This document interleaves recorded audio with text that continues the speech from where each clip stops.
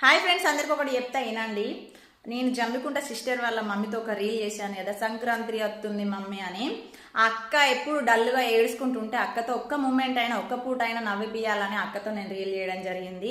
ఆ రీల్కు ఒక అన్న నరసింహన్న ఒక కామెంట్ పెట్టిండు. ఏమనంటే అంత డూబేనా మీరు అని చెప్పి పెట్టినామన్నా. బాధలున్న వాళ్ళు నవ్వద్దా అన్న, నవ్వుకు జీవితాంతం సంతోషాన్ని దూరం అయిపోవాలన్నా. ఇంట్లో కూడా చచ్చిపోతాడు, నెల రోజులైనాక మర్చిపోయి నవ్వుకుంటా పని చేసుకుంటా బతుకుతాం. ఆయన ఆరోగ్యం బాగాలేదని అక్కని జీవితాంతం ఏడ్చుకుంటూనే ఉండమని అంటారా? మరి చెప్పండి మీరే. పిల్లల కోసం, భర్త కోసం ఎంత కష్టపడుతుందో, ఎంత వేదన పడుతుందో మాకు తెలుసు. ఎందుకంటే మేము దగ్గరుండి చూస్తున్నాం కాబట్టి.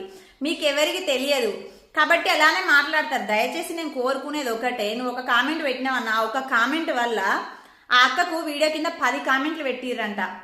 మీరు ఇలా చేస్తున్నారు, సంతోషంగానే ఉన్నారంటే ఇంకా మనసులు సంతోషంగా ఉండందా? బాధతో ఏడ్చుకుంటే కూర్చోవాలా? అంటే సంతోషానికి మొత్తం లైఫ్ అంతా దూరం కావాలనా?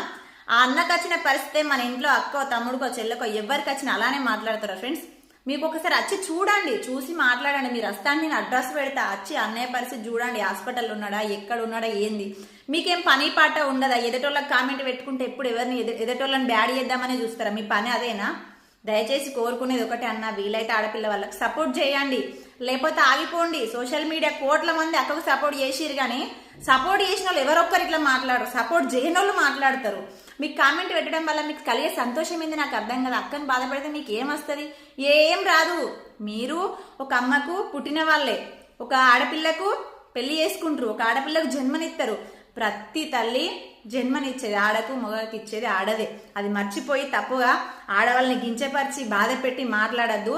ఆ అక్క కాలి గోటికి కూడా సరిపోం. నేను ఆడదాన్నై ఉండి చెప్తున్నా. ఎందుకంటే భర్తని ఒక బిడ్డలాగా చూసుకుంటుంది, భర్తలాగా చూసుకోవట్లే ఆమె. నా బిడ్డలాగా చూసుకుంటుంది. నా కడుపులో పుట్టిన బిడ్డ అయితే నేను వదిలేస్తానా అని బిడ్డలాగా చూసుకుంటుంది ఆమె. నిజమైన భార్య ఇల్లాలంటే ఆమె కాలి గోటితో కూడా సరిపోం. నేను ఆడదాన్నై ఉండి చెప్తున్నా. ఎందుకు అంటే ఈ మాట, ఈ రోజులలో కనిపించిన తల్లికే ప్రేమ ఉంటుంది, కట్టుకున్న భార్యకే ఉంటుంది, ఇంకెవ్వరికి ఉండదు ఫ్రెండ్స్ ఆ ప్రేమ అనేది.